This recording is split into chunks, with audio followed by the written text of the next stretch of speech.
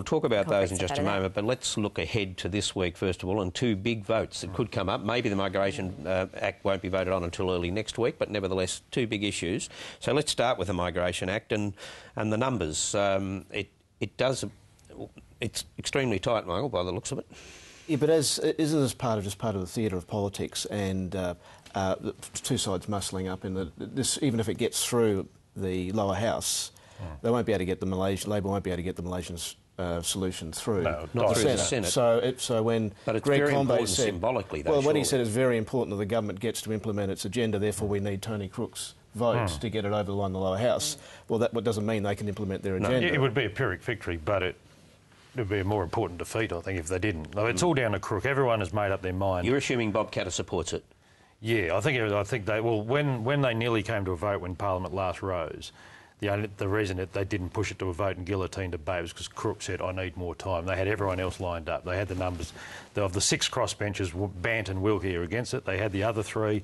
But they didn't have Crook, and then the whole thing fizzled out. I think both sides are anticipating that Bob Katter would vote for the legislation. Yeah. Essentially, it's down to Tony Crook this week. And this doesn't come down to whether or not Tony Abbott can get up and say, well, on an issue of great importance to the nation and to the government can't get its vote on the floor of the House, and therefore it's an illegitimate government. That's what it's about. And moving a confidence motion off the back of it. And that's why it's so significant. And the last time, Phil, that you pointed out yesterday in the Herald was 80 years ago that a government last lost a vote on the floor of the House of Representatives. It was a maritime bill that Stanley Bruce brought in 1929. And what happened next? He lost on an amendment in the third reading stage. He lost by 1 vote, and he called an election.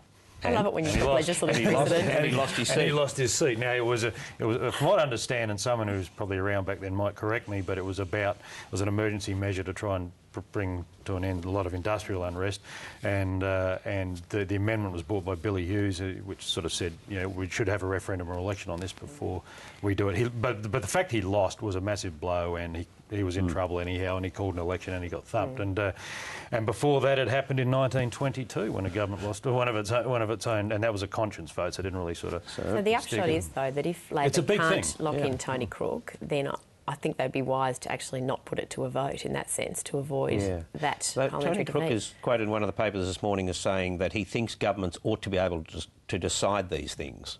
So he may be leaning in that direction. He does, but on the flip side of that ledger, trying to read the tea leaves, he did also vote for the motion that Tony Abbott moved in the Parliament, initially condemning the Malaysia solution in principle, not in a piece of legislation. So there's evidence either way, for however you want to interpret it. But the interesting thing was that Scott Morrison went to Western Australia this week to go and talk to Tony Crook, and they spent some extraordinary length of time, I'm told up to 7 hours, kind of in a car driving out to Leonora, the detention centre where unaccompanied minors have just been sent, and then and back. So he had a lot of time for the captive audience.